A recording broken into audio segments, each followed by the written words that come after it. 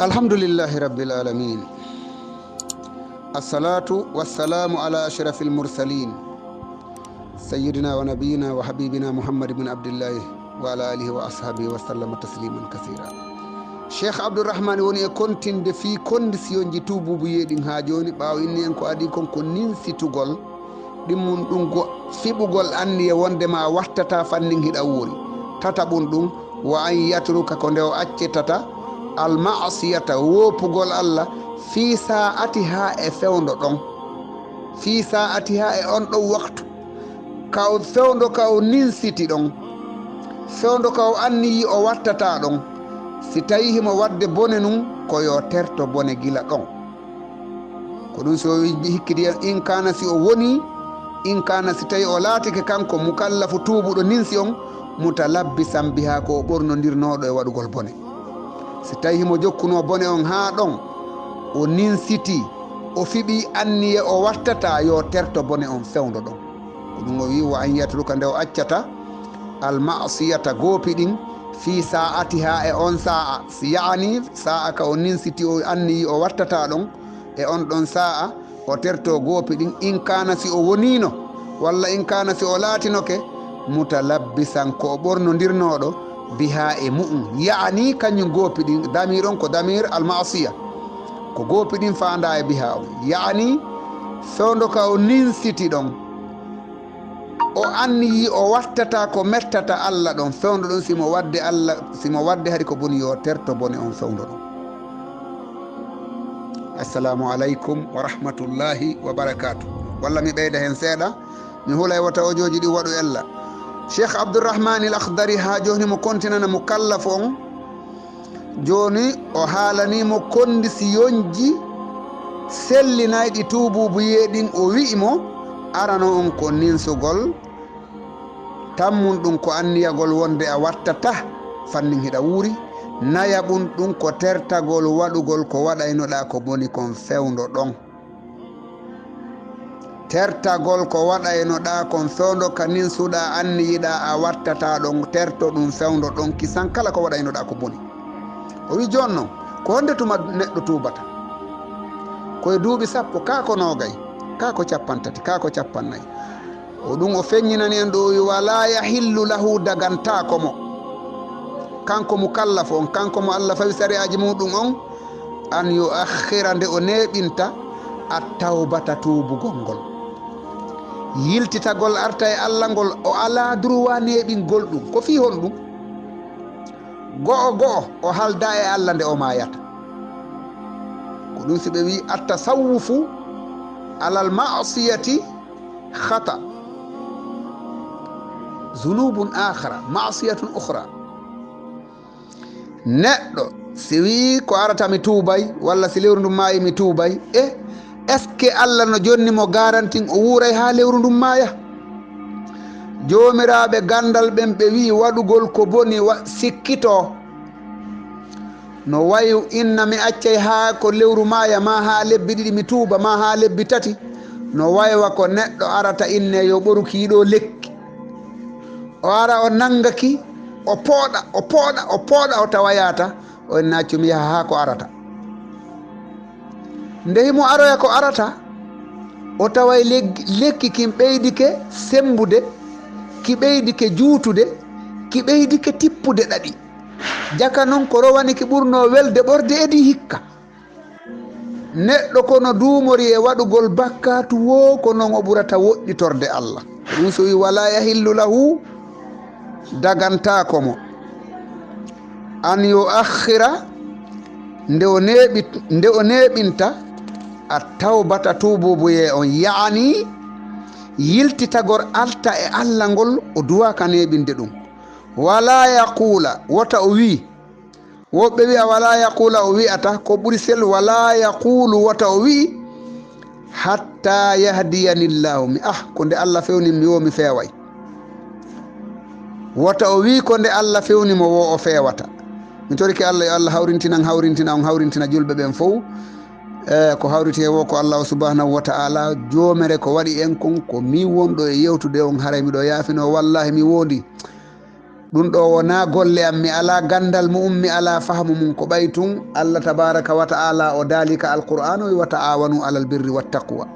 haray neɗɗo be si tawi andini fodde ko andi kon, kono mi hewta janginde jama yimɓe jomiraɓe gandal no jooɗi no heeɗilam, miɗo yaafino kala khata ko woni hen, miɗo toriɓe kamɓe kadi kala nde ɓe yirimmi Allah, mi torki Allah yo Allah yurme ɓe, yaafoɓe yo ɓe artiranam jumere anden. Wassalamu aleykum wa rahmatullahi wa barakatuh. alhamdulillahi rabbil alamin, assalatu wassalamu ala ashrafil mursalin sayyidina muhammadin sallllahu alayhi wa sallam. siɓɓe julɓe, e wi'i cheikh abdourahmane wi'i neɗɗo on wala yahillu lahu, daganta komo an yuakhira nde o neɓinta attawbata tububuye o, yaani yiltitagol arta e Allah acca ko boni kon. o wi wala yaqulu, wata o wi hatta yahdiyani, ko ha fewnanmi Allahu Allah. ɓe wi fa innahu, ndo nden dande wiide ko ha Allah fewnanmi, walla fa innahu, on neɗɗo woluɗe nden ɗon dande on, min alamati shaqa'i, ko e mande yimɓe ɓe Allah malkisi ɓen jeeya. go'o, neɗɗo woluɗo ngol konngol ɗon on ko e yimɓe ɓe Allah añi ɓen o jeeya, walla konngol ngol o wowli ngol ko e ko Allah añi jeeya. wal khislani, e majjinede, wowlowo ngol konngol majjuɗo ɓuramo. kala wiiɗo ko ha Allah fewnanmi simi feewa, on ɗon philosophie makko on haray wona philosophie ɓurɗo, wona philosophie moƴƴo. haray ko neɗɗo majjinaɗo wa tamsil basirati, Allah mehanimo kadi gite ɓernde ɗen. si ta ari ka basira tun, haray ko ɓerɗe gite ɓerɗe nden fanda. si o wi basar tun, ko gite wonɗe ka yeeso makko ɗe, o yirta nebban, o yirta lanɗan, o yira ko memata kon, ko ɗe wiyete basar. ɗo noon ko wi wa tamsi, e mehede albasirati gite ɓernde ɗe, yaani ɓernde makko nden wuminama e yiigol goonga. ɓernde makko nde wuminama e yiigol ko nafatamo. ɓernde makko ndin haray wuminama e sendidirgol ko boni e ko moƴƴi. yo allahu dandu en, dandana en, danda kala julɗo. haray cheikh abdourahman o feññinani en ɗo, mi sikki ko zamanu hummo tuubete. en andi neɗɗo on yaawu yiltitade Allah gila waɗali ko waddata on ha tawa si a tuubi o jaɓata. ko honɗum hikkitiɗon? o wi wa yajibu alayhi hifzu lisanihi. neɗɗo si tawi a woni mukallaf,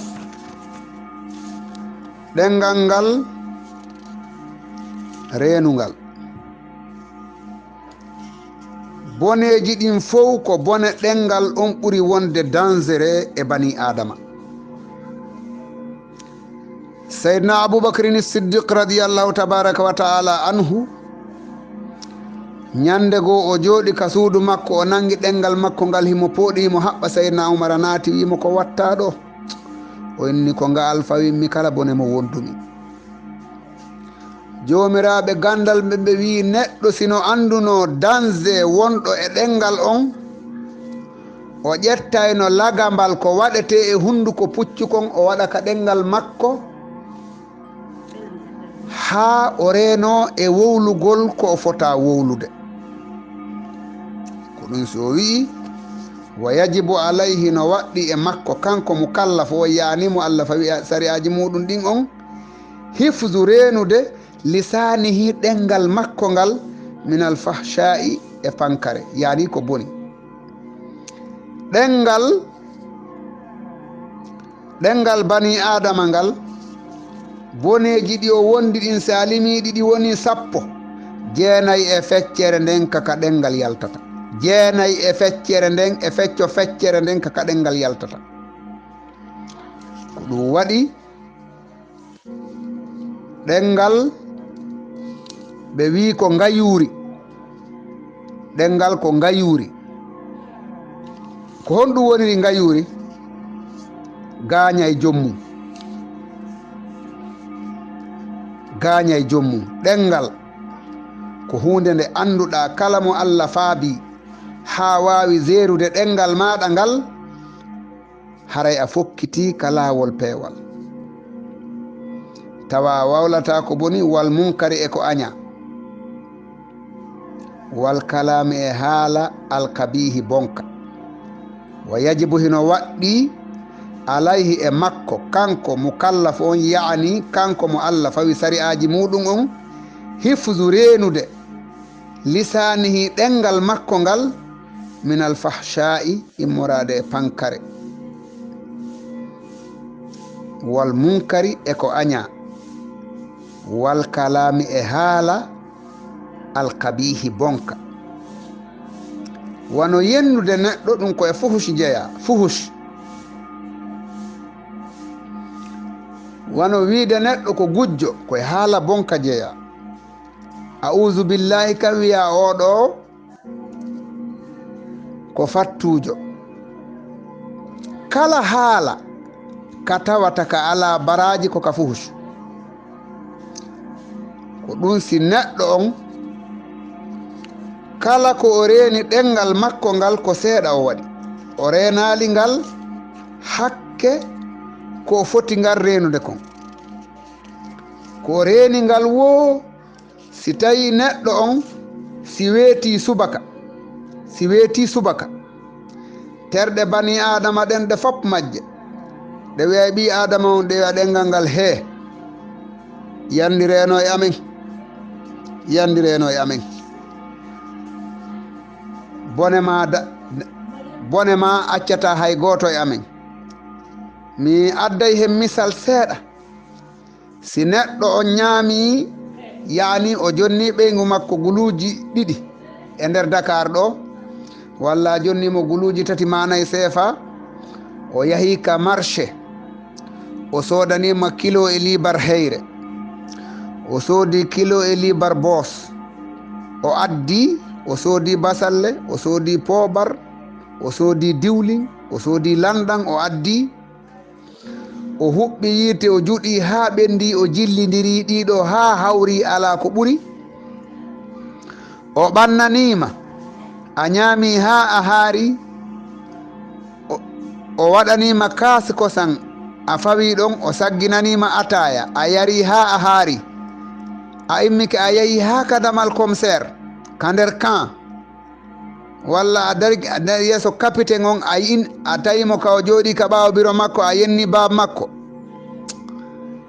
a taway ngal ɗengal ɗon hingal seeri ko dande raɓɓiɗunde kono ɓandu ma ndum fowtinayi ko dengal ngal waɗi kon ko ɗum waɗi ɗengal koko renete ko ɗum si o wi'i wa yajibu hino waɗɗi alayhi e makko hifdu renude lisanihi ɗengal makko ngal min alfahsha'i immorade e pankare wal munkari e kala ko aña wal kalami e haala alkabihi bonka mi toriki Allah yo Allah hawrintin en fof ɓe wi ojo on juuti yaafelan assalamu aleykum wa rahmatullahi wa barakatuh alhamdulillahi rabbil alamin assalatu wassalamu ala ashrafil mursalina sayyidina muhammadin sallallahu alayhi wa sallam haray ha joni ɗen jokkude ko moko ba on haɗa kon o wi so yo reenu ɗengal makko ngal e kala ko boni e kala ko aña e kala kowoni fuhush o wi kadi wa aymani talaki e wondirde cergal nde dande ɗo buyi e firoɓe al akhdari ɓe innata ko wondirgol acciti ɓeygu mum kono wona ɗum fanda ɗo ko fanda ɗo ko wondirgol ko wona Allah ko ɗum fanda ɗo yaani neɗɗo wiya mi wondiri nelaɗo Allah walla mi wondiri nene an walla mi wondiri baba walla mi wondiri karama ko an walla woɓɓe mi wondiri ko wonmi e ñamude kon ɗiɗo ko piiji ɗi andanɗa hoore ma moko ba on no haɗa kame en ko moko ba wiyetemu kallaf moko ba non wona dande pular mais nde wattama pular moko ba ko dande maninka ko mogo ba ko neɗɗo mawɗo kono noon nde wattama pular kono noon wa ala kulli haali wa aymani talaqi e wondirde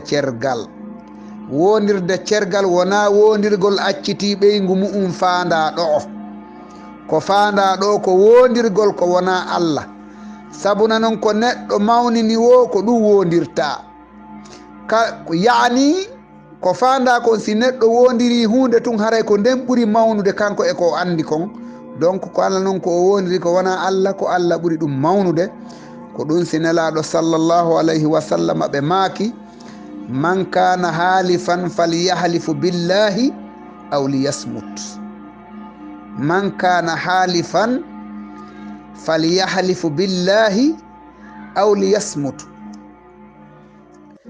neɗɗo ko nelaɗo ni haalde ɓe wi si tawi neɗɗo no wonda si tawi ko be wonda si tawi ko be wonda wondir Allah si wona ɗum deƴƴu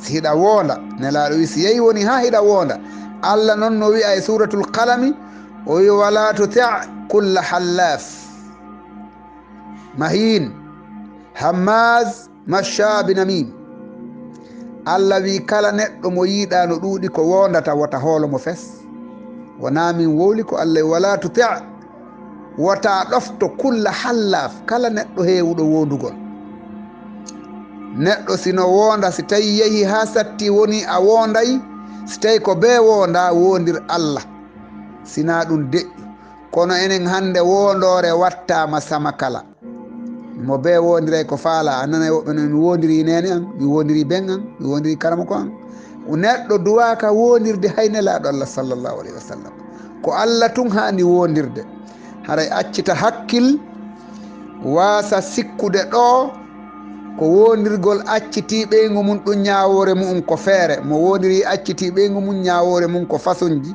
ɗo ko fanda ɗo wa aymani talaqi e wondirde cergal woni wondirgol ko serti e Allah ko wona Allah ko ɗum fanda ɗo haray mi torki Allah min emo yo Allah hawrintin en si tawi ko ni haray ko Allahu tabaraka wa ta'ala si jomire no hen komi wonɗo e yewtude on haray miɗo yaafino te toro jomiraɓe gandal kala heɗoyiɗo audio on yo artirenan faljere anden mi jonnitande jama on goto fof wona e sawab wassalamu aleykum wa rahmatullahi wa barakatuh.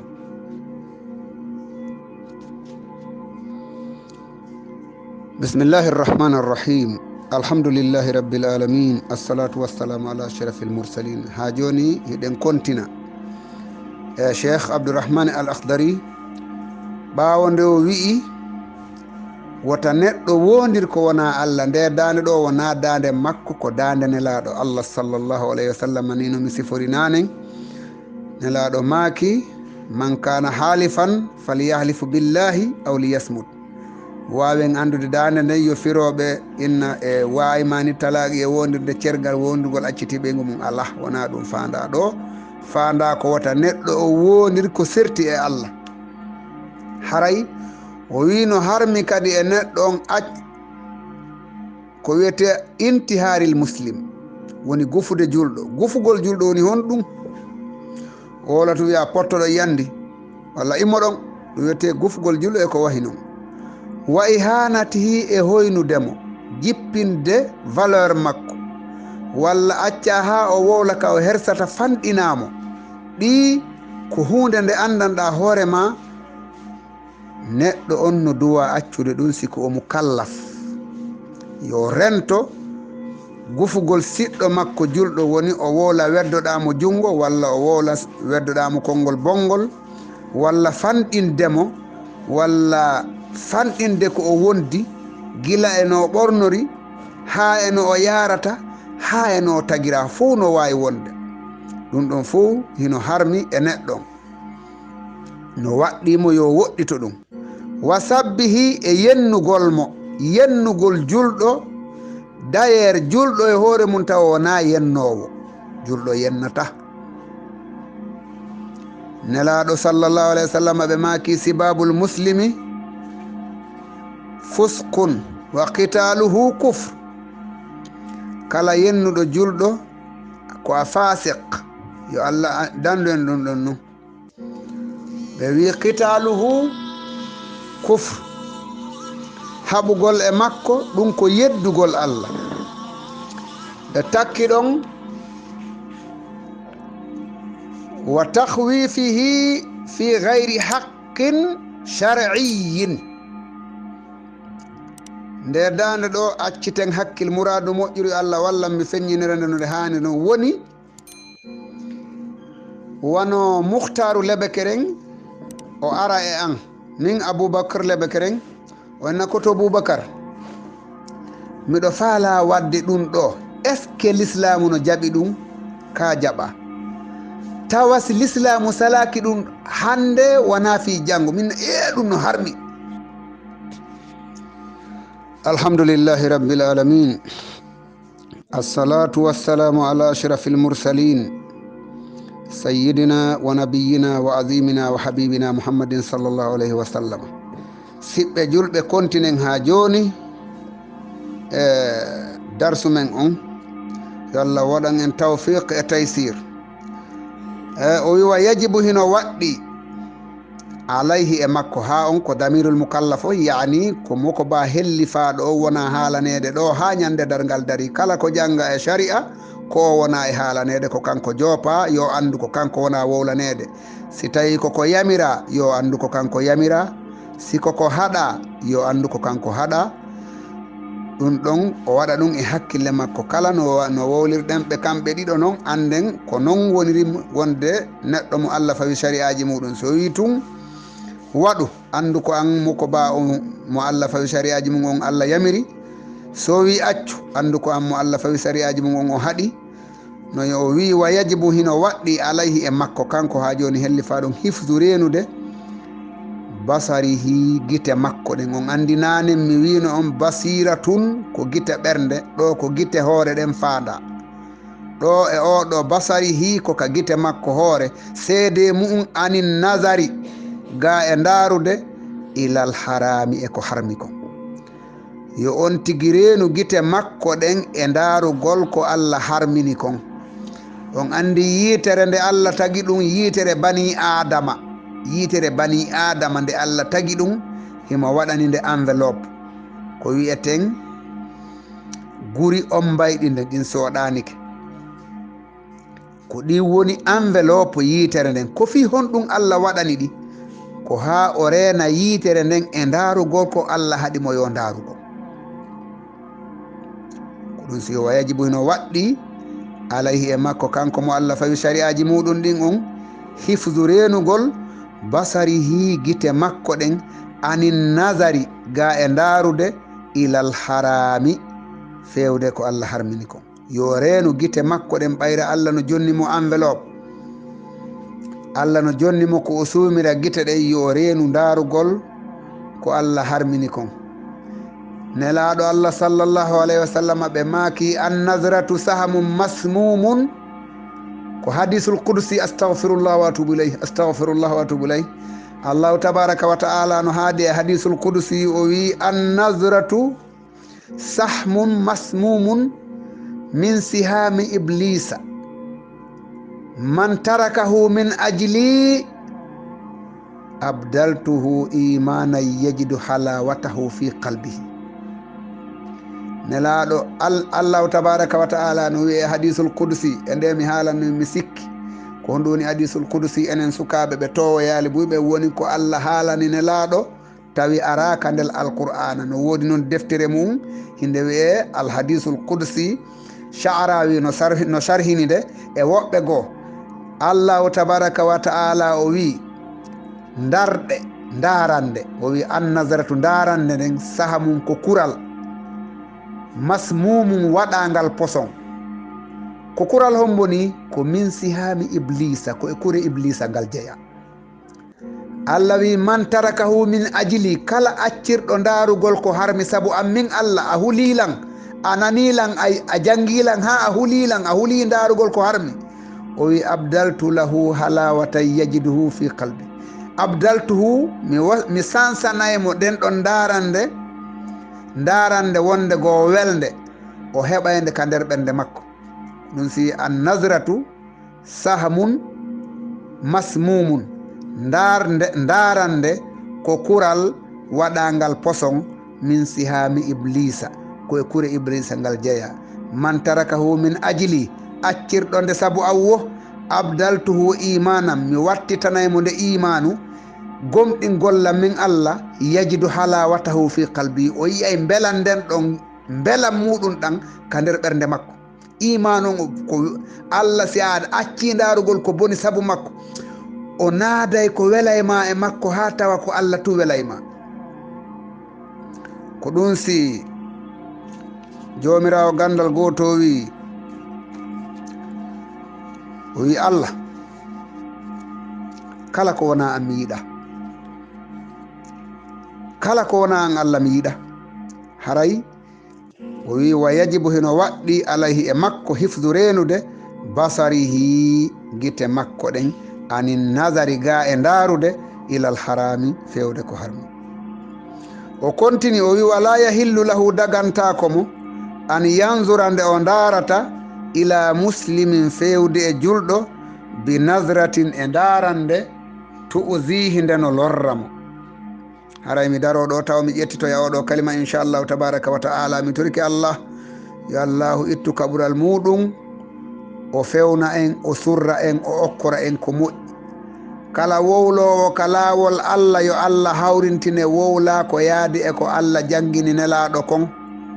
si a faljile yo Allah jonni en ko yiltitana en faljere nden artira e men ha anden nde wawen nde wattude e laawol. en torike mo kanko Allahu tabaraka wa ta'ala yo Allahu huuru en ko nafata en aduna e laakhara. en torike mo kanko jomirawo yo Allahu waɗay yo Allah waɗu e wowloɓe goonga. si wowlanama goonga kadi jaɓa jumre mum nden jaɓa nde weltora nde. wassalamu aleykum wa rahmatullahi wa barakatuh. bismillahi irrahmani irrahim alhamdulillahi rabbil alamin assalatu wassalamu ala ashrafil mursalin sayyidina muhammadin sallallahu alayhi wa sallam. mi sikki tun si oɗo kalima gasi haray oɗo masala si o gasi en fototo hande woni ka o wi en wala yahillu lahu dagantako mo kanko mo Allah fawi shari'aji mum yani moko ba on yani hellifaɗo on an yanzura nde o ndarata ila muslimin fewde e julɗo bi nazratin e ndarande tu'zihi lorraydemo.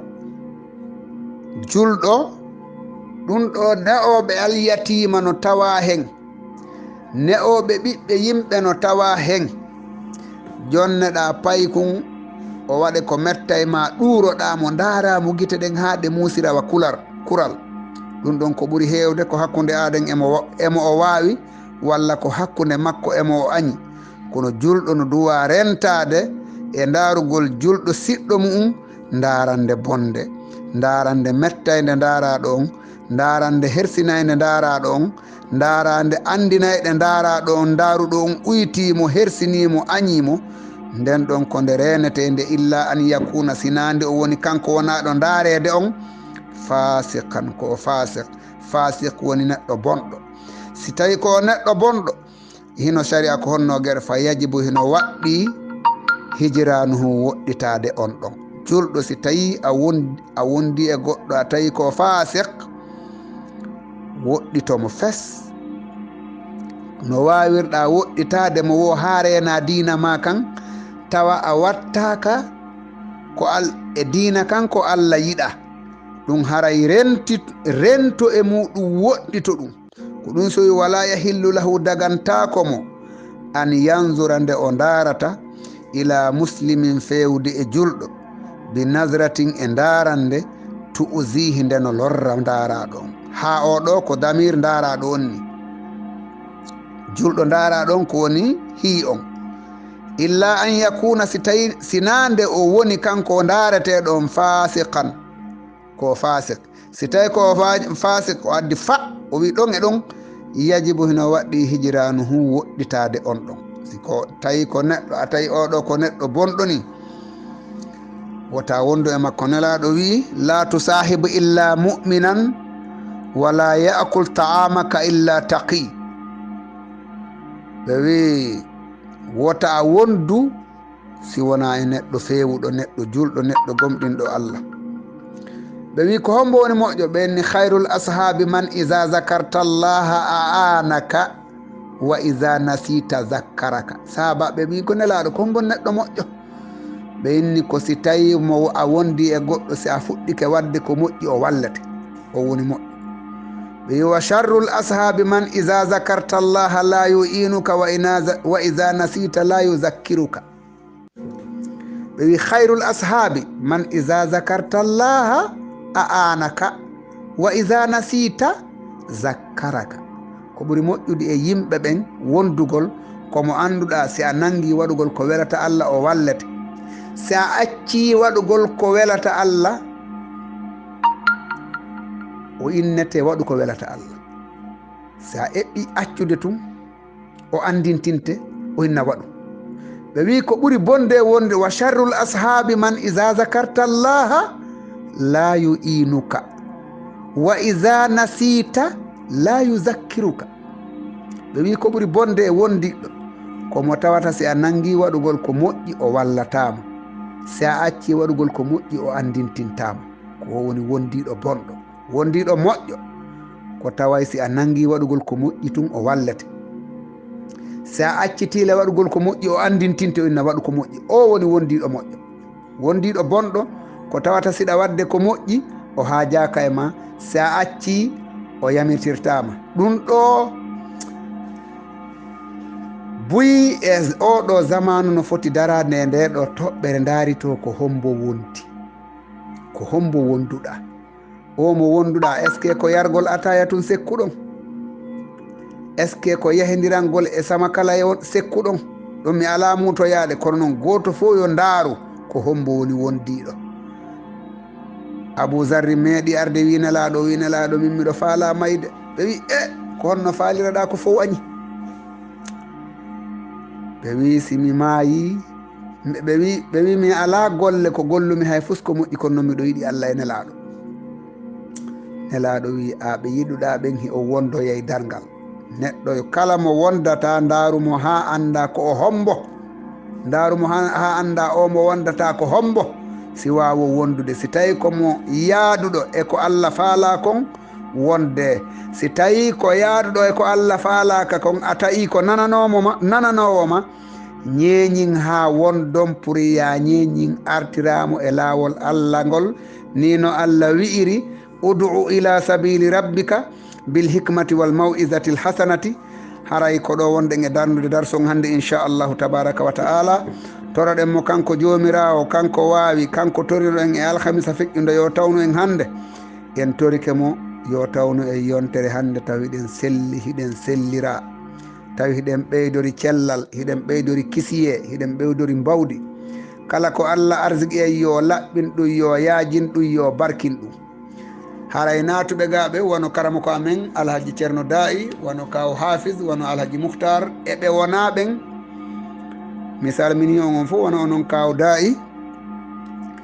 kala ko joguimi e bange sigi ko e moɗon iwi. haray miɗo tori o wota o yejjitan e du'a, onon e mawɓe, onon e kotiraɓe mo wonɓe ɗo, kaw khalilu en, kaw mujitaba en, modi hachimiyu en, kaw abdourahmani en, kaw ahmad tidiane en, on fof miɗo salmina on goto fof.